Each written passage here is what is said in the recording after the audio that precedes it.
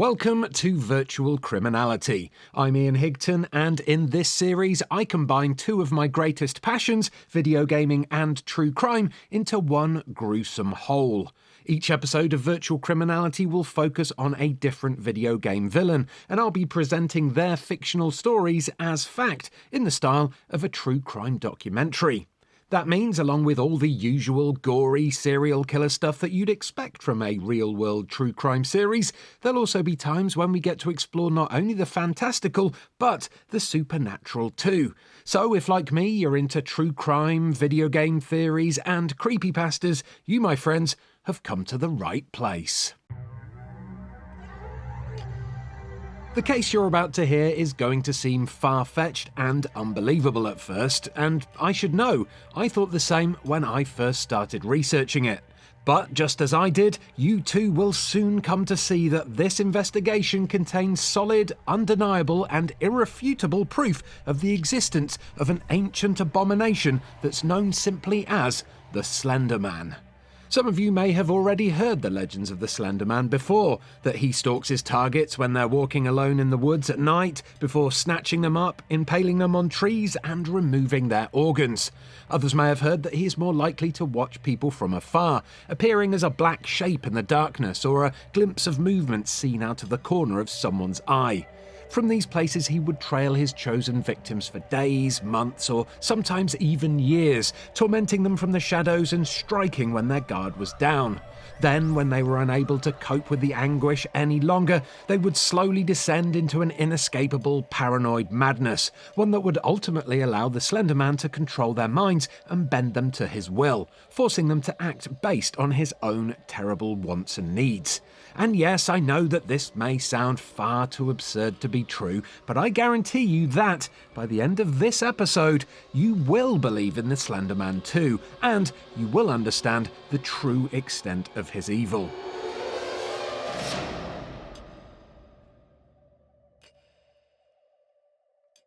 The small Canadian forest town of Oakside, Alberta, has been plagued by stories of hauntings and curses ever since it was first established as a trading post way back in 1834. Tales of missing or mysteriously murdered fur trappers can be found in many a history book from that time, and as the town began to expand, so too did the number of inexplicable deaths and disappearances.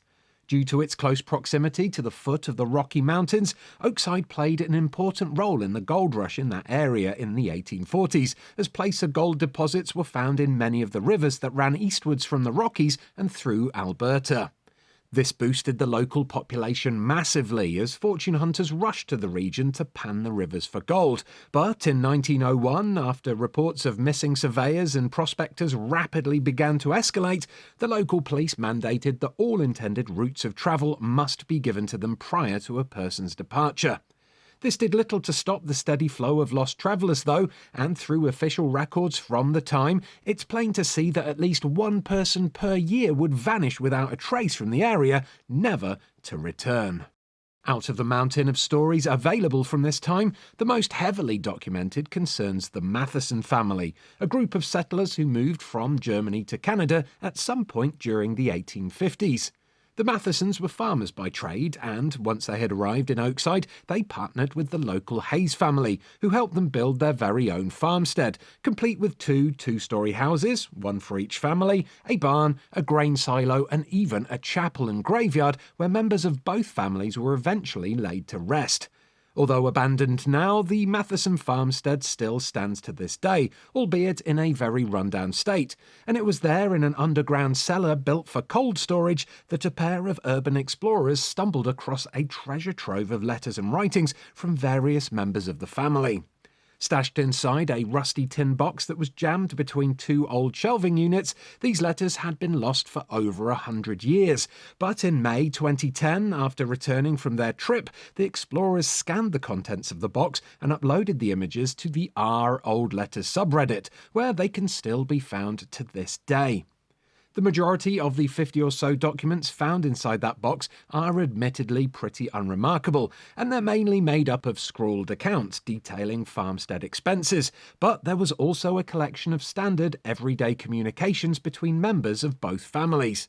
This handwritten message from Maggie Matheson to her younger sister Rose is a good example of this. Rose, it reads, "We're going into the cellar tonight for another game of hide and seek. Father won't return from his errand to Red Deer until the morning, and Norm says he's found a lantern, so he can take us there after dark if we all meet by the chapel after tonight's dinner." Norm, by the way, is Norman Hayes, the Hayes family's only son. "I know you hate the rancid smell of petrol down there, but it'll be fun, I promise," Maggie continued. "P.S. Don't tell Patty, she'll tell on us." The Patty mentioned there is Patricia Matheson, the youngest daughter of the Matheson family. Not all of the documents are as innocent as that one, though, and there are 4 in particular which paint an incredibly dark picture that points to some truly troubling events on the Matheson farm. The first of these documents consists of 2 water-damaged pages that have seemingly been torn straight out of Rose Matheson's personal diary, and the first one of those reads, "Dearest Diary, Patricia still has yet to come home. Mother insists she ran off to search for wildflowers again, but I know that's not true. It was that man, that thing Grandmother keeps ranting on about." Rose's grandmother that she's referring to here was Frida Matheson, one of the original Matheson settlers who had arrived from Germany. "I do not think she's mad," Rose continues. "I have seen the man myself. He watches us as we play. Patty went to him, I just know it. If only Mother would listen. I wonder when she'll come home." That diary entry is accompanied by a crude drawing of the Mathesons' chapel, which in real life is a small whitewashed wooden building with a simple cross set atop its steeple. Here it's sketched out using the same black ink that Rose had used to write her diary entry, but due to its age and the water damage, the once straight lines are now smudged and faded. Just above the chapel, Rose has drawn 2 fluffy clouds, while in front of it, on the left-hand side of the page, is a large 4-petalled flower, which is possibly a reference to the wildflowers that Maggie mentioned in her letter to Rose. It's what's drawn on the right-hand side of the paper, just below the chapel, that has captured the attention of most of the people who have viewed these pages, though. At first glance, it seems to be your standard child-drawn stick person, but when you look at it in the context of Rose's diary entry, when she talks about that man, that thing, your attention is quickly drawn to the figure's arms. They are far too long to be human arms, and they seem to have a weight about them, falling all the way down from its shoulders to the ground like heavy tentacles, where their tapered ends rest at an angle as if they're being dragged along the floor. Now, if it weren't for the letters that follow, this diary page and the creepy, aged illustration that comes with it could be easily dismissed as nothing more than the product of an over-imaginative child's mind. But as you'll soon see, Patricia wasn't the only Matheson child to go missing from the farm. This next letter is from Frida Matheson's sister, Franziska, and in order for it to be a part of this collection, it would have had to have been posted by Franziska from her hometown of Heubach, Germany. Its faded words are written in black ink on yellowing paper that bears the signs of having been crumpled up into a ball at some point in the past. However, its surface also still bears the straight, deep fold lines from when it would have travelled across the seas in an envelope. The letter reads, "Dearest Frida, though my heart still pains for your missing children, I fear for your health, my sweet sister. You mustn't worry your mind with those twisted tales of our youth. You know as well as I they were merely tales to keep us all in good behaviour. If only Mother knew what those silly legends would do to you. Though I have no recollection of the one you mention. Was it from one of Mother's books you took with you? I wish I was there with you now in your time of need, rather than whittling my days away alone. I wish you well an ocean away. May my thoughts and prayers reach you, Franziska." There's no record of the letter that Frida would have sent to Franziska to initiate such a concerned response, but a quick search on newspaperarchive.com for the term Matheson does bring up an interesting article from Das Berliner Journal, dated October 2nd, 1904. Das Berliner Journal was a German-language newspaper published in West Canada that was a source of foreign and domestic news for new and settled German Canadians, and in one short article, the paper tells of a young boy named Walter Matheson who disappeared from his family's farm in Oakside.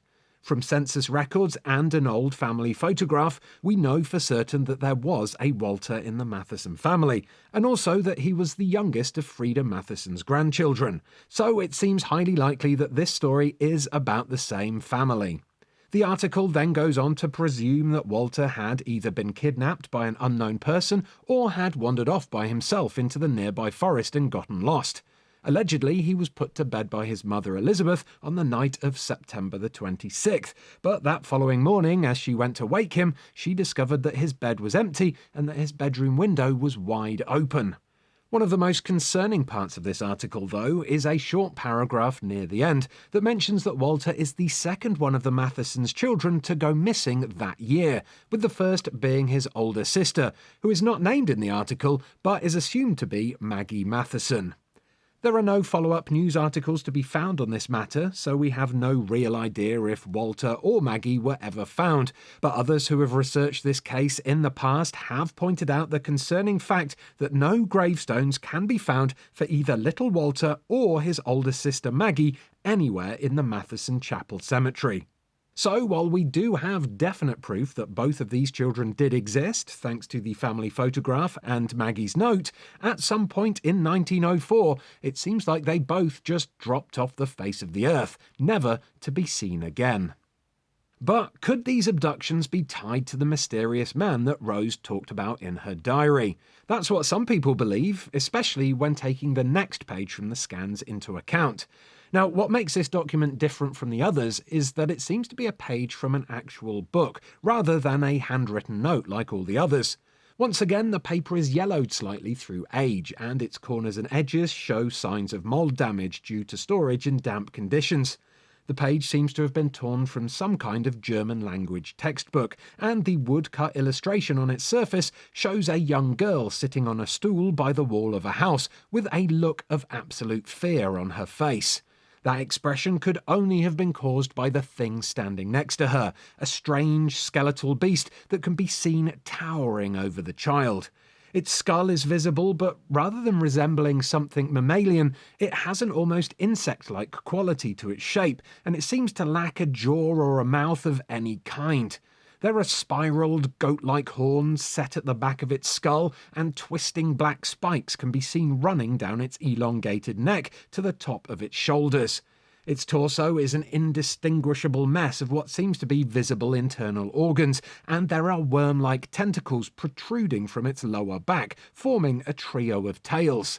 The beast also has 4 limbs, but they're growing out of its body in bizarre places, making it hard to tell whether they're meant to be legs or arms, and they're all of varying lengths as well.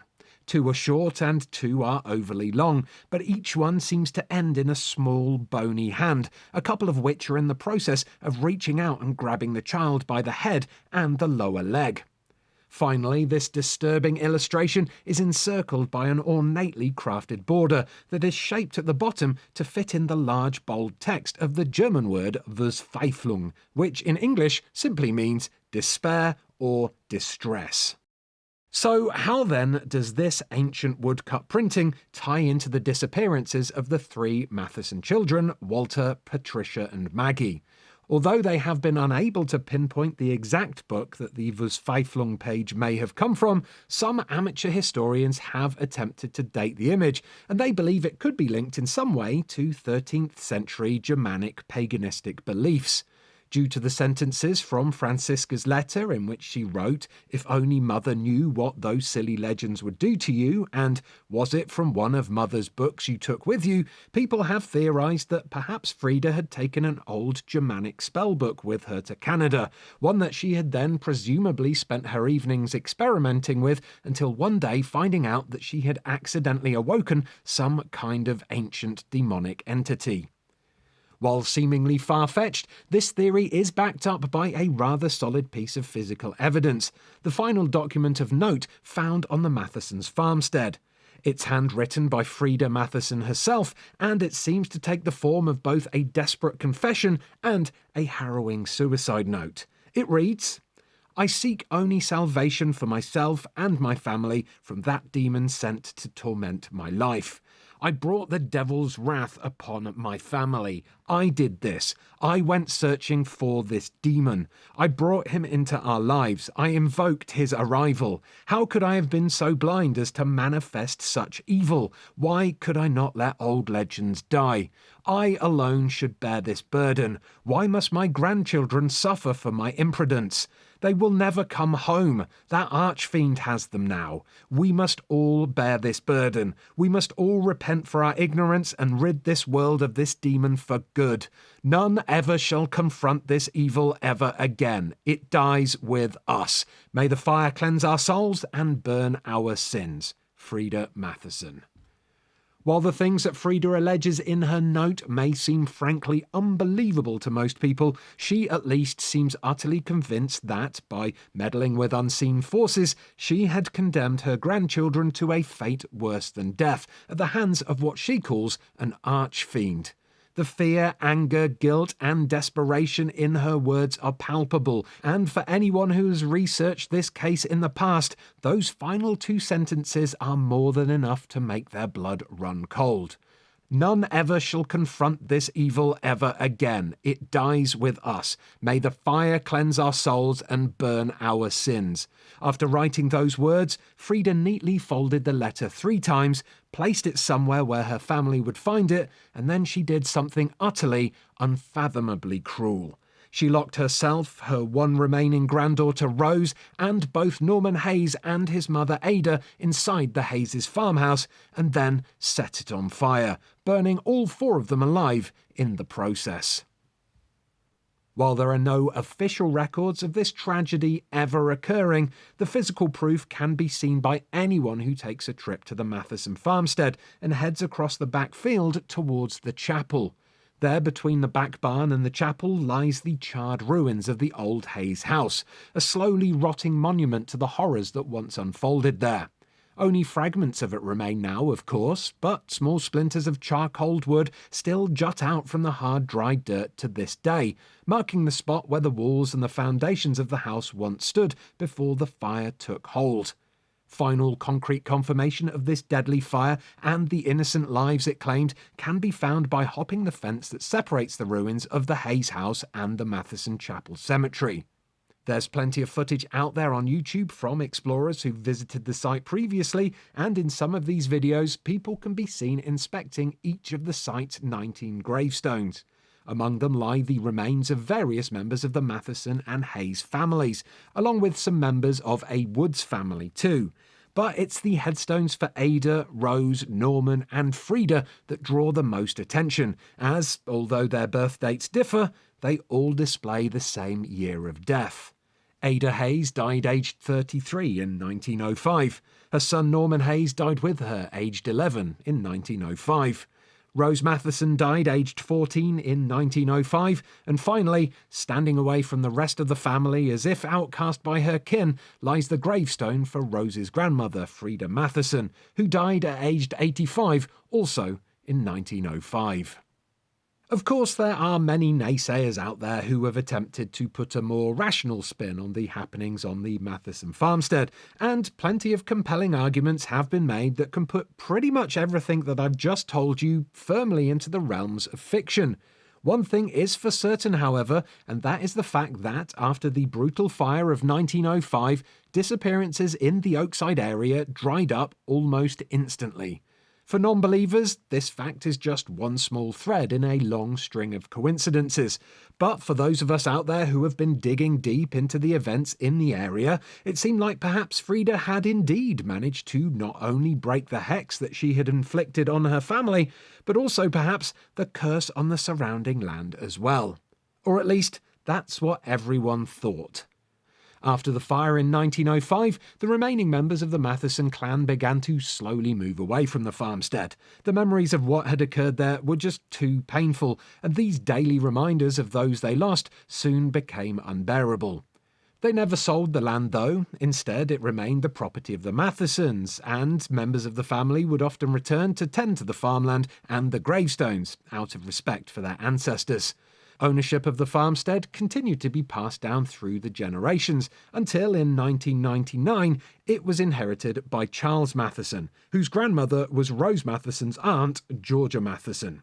Charles, an Oakside local, was born in 1962, and he lived a normal life in the town, marrying his childhood sweetheart Diane when he was 25 years old. After struggling for many years to conceive a child, the couple went through IVF treatment, and in 1990 they finally had a son, who they named Charles Matheson Jr. Charlie, as his parents took to calling him, was an energetic young boy who was always up to mischief, but he was friendly, well-spoken, and loved by everyone who came into contact with him.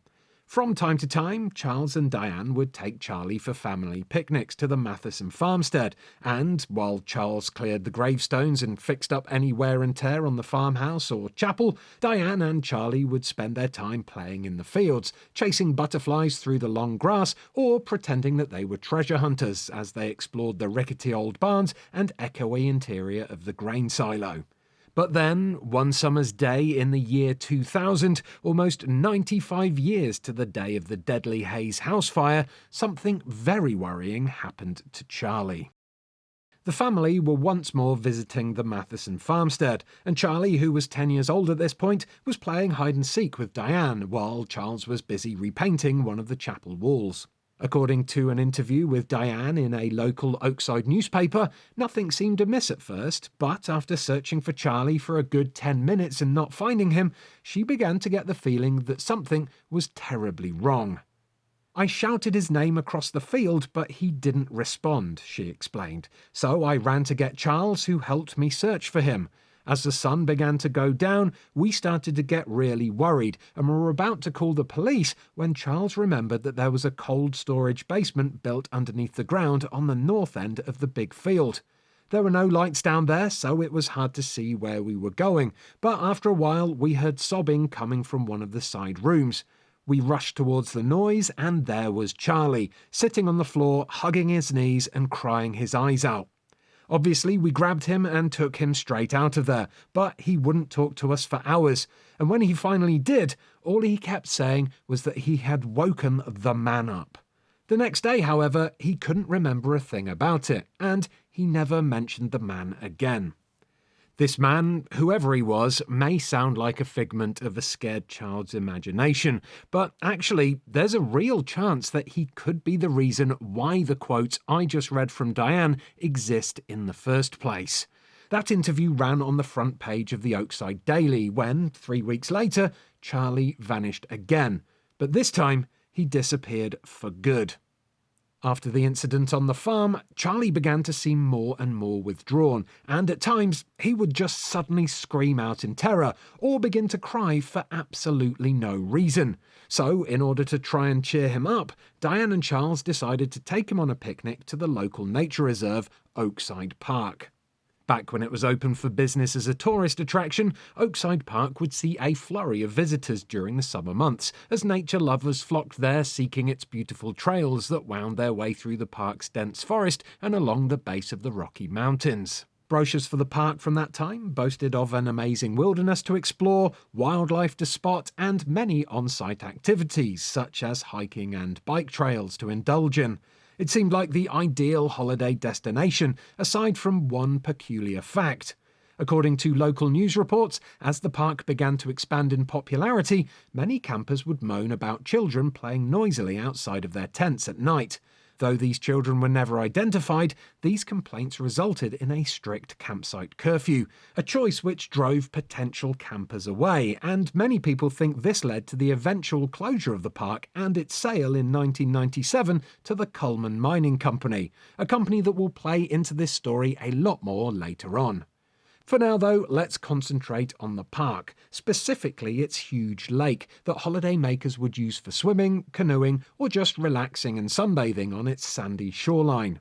Diane and Charles had hoped that spending time in these peaceful surroundings would help bring Charlie some comfort and maybe even snap him back to his former self. But instead, their visit to Oakside Lake ended up being the place where they made the worst mistake of their lives. After giving Charlie a bucket and spade to play with, his parents left him to build a sandcastle and walked a short distance up the beach to a small rocky outcrop, where they began setting out food for their picnic. According to Diane, Charlie was out of their sight for no more than 60 seconds, but when they looked back at the beach, he was nowhere to be seen. Understandably panicked, the pair began to run up and down the beach, calling out Charlie's name, until all of a sudden a blood-curdling scream echoed from somewhere within the depths of the forest, and it stopped them dead in their tracks. "I have never heard my child scream like that, ever," said Diane in the interview. "But I knew it was Charlie. I knew it was him. Someone must have taken him." Asked by the reporter if perhaps Charlie could have wandered into the water and simply drowned, Diane replied, "Look, the police searched that lake for days and they found nothing. He's not in there, I know it. You didn't hear his scream. There is no way he could have made a sound like that if he was drowning. I'll remember it until the day I die. Someone took him, I know it." But if someone did snatch Charlie up and carry him off into the forest, who was it? Some people have theorised that it may have been the man that Charlie spoke of the day that he got lost on the farm, suggesting that this man could have been a drifter who has been linked to a string of child abductions in a nearby city. The police investigating the case, however, found no traces of either Charlie or of a potential abductor, and so his missing persons case remains open to this very day. After the disappearance of Charlie, the happy life that the Mathesons had once known continued to crumble into dust. Unable to cope with the grief from the loss of his son, Charles spiralled into a world of depression and anger. A year after Charlie vanished, he was fired from his job for threatening to assault his boss, and then 6 months after that, following yet another blazing row, Diane decided that she just couldn't take it anymore and filed for divorce, leaving Charles alone to wallow in his misery in the empty family home. Soon Charles began to neglect all but the most basic of his duties, including the upkeep of the Matheson farmstead, which he left to rot away until it became the ramshackle mess that it is today. And then, after over 7 years of living like a recluse, on the 6th of September 2009, Charles Matheson's house caught fire while he was still inside. Charles didn't survive. While we'll never know if Charles had intended to die in that house fire, we do now know that, as the Oakside Daily speculated in its headline the following day, the blaze was the result of arson. So it stands to reason that Charles may have been the one to start the fire. The article goes on to state that Oakside fire crews say a blaze at a southeast home resulting in 1 death may be the result of arson. Fire broke out at the home located just east of Oakside Lake at 11:30 p.m. Neighbours knew the man living in the home, currently the only known fatality, as agitated and abrasive. He lost his son many years ago. Since then, he's never really acted the same. He would always claim to see his son standing outside his window, staring in, said Kim Rollick, a neighbour who has known the man for 20 years. Authorities say Charles Matheson, 47, died of smoke inhalation. His body was found in the basement of the home shortly after fire crews put out the blaze. Now, obviously, this could all be seen as just a tragic accident, but many people who have followed the age-old case of the Mathesons and their missing children, and I include myself in this, can't help but draw a parallel between those historical happenings and the terrible incident that occurred that fateful September night. Not only had Charles lost a child, just like his ancestors had, but he'd also died as the result of a self-inflicted fire, mirroring the deaths of his great-grandmother Frida and the family members that she had murdered. This multi-generational coincidence isn't the only thing that has led people to believe that something more sinister could have been at play here, though. Found amongst the burnt rubble of Charles's house were pages upon pages of manically scribbled notes and letters, many of which supposedly chronicled his slow descent into a state of paranoid madness. Most of these pages were too damaged to read in full, ruined either by the heat of the fire or by the gallons of water that the firemen had pumped into the house to quench the flames.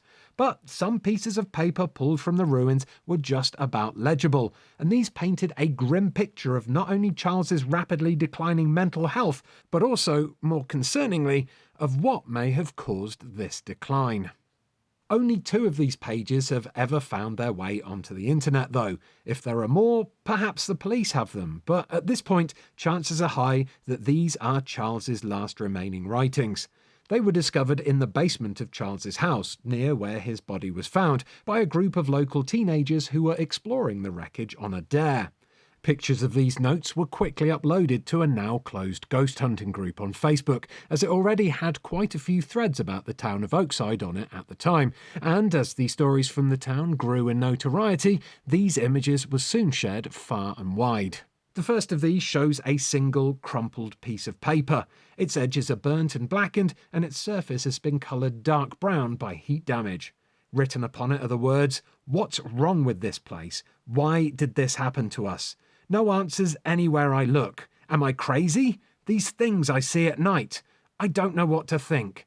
Ever since Charlie disappeared and Diane left, I must have hit breaking point. I still keep looking. I still hear him sometimes, that cute little laugh, but he's been gone 9 years.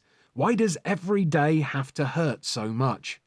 The words on that page are full of pain and anguish, and as such it's easy to empathise with the grief that Charles must have been feeling. But that's why the statements, "These things I see at night," and "I still hear him sometimes," feel so out of place amongst the rest of his guilt-ridden writings.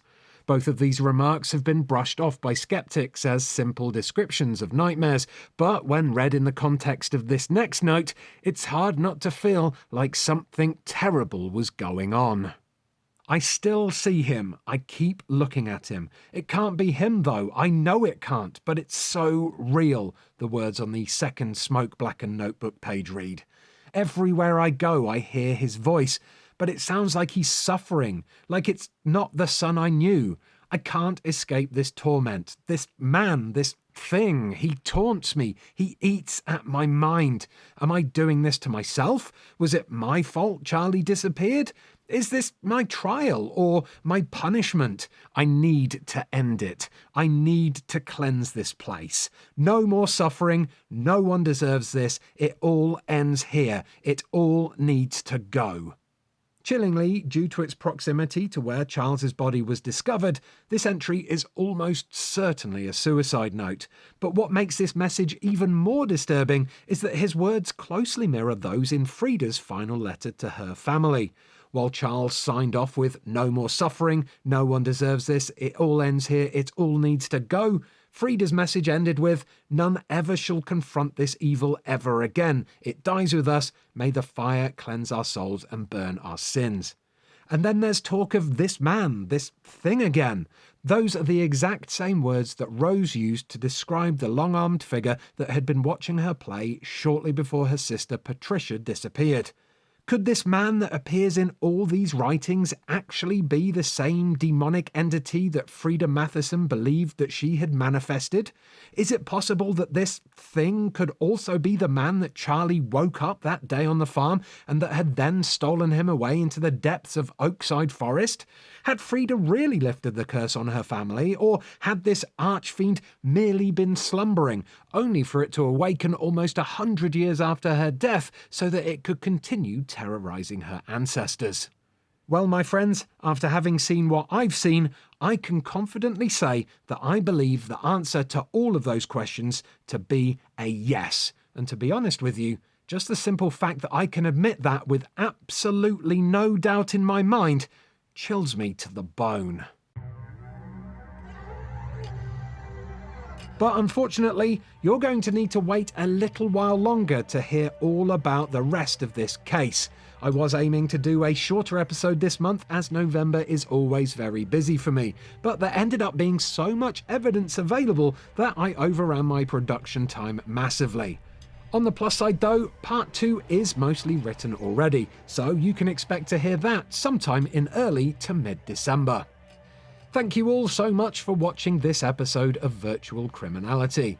If you enjoyed it, do follow Virtual Crime Pod on Twitter, subscribe to this YouTube channel to see the next episode as soon as it's uploaded, share this video with your true crime / video game loving friends, and if you're feeling really generous, please do leave a comment below, as all your interactions help to boost the visibility of the show. And talking of comments, a big thank you to everyone who left one underneath episode 2, including Graham Edwards, Prime Glaz, Nightcat, Silgid, Clomp Dark, Coda Blair, Becky West, Jason, Barbara Rowley, Alex Samaras, Bill the Body Guy, Regera Iha, Aidan Major, The Spider Dan, Tara England, Desert Croft, Freedom Waterfall, Cyrexile, Neil Druitt, Rags and Bones, Stephen Scodes, EA122, Offworld, Repercussions, Brendan Mack, and Lacroix Boy Marks. Oh, and did you know that Virtual Criminality is also a podcast? Every episode of this series is available to listen to on pretty much every available podcast app there is, including Apple Podcasts, Spotify, and Google Podcasts, and you can find a link to those in the video description below. Anyway, thanks once again for watching. I'm aiming to be back in just a couple of weeks with the second part of this episode, so hopefully I'll see you then.